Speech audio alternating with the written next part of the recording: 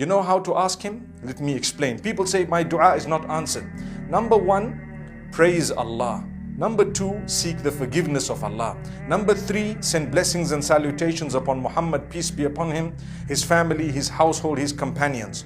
Number four, ask what you want in the most beautiful ways, and ask in any language you want. Keep repeating it and express how desperately you want it. If you really shed a tear or two, it would help, because subhanallah, Allah is very, very merciful.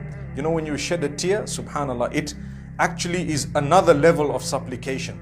Then as you're ending your prayer, make sure you end it again with the blessings and salutations upon Muhammad sallallahu alaihi wasallam, and perhaps some praise of Allah subhanahu wa ta'ala. That's how you ask Allah. And if you were to precede your supplication with a good deed, the chances of it being accepted are far more.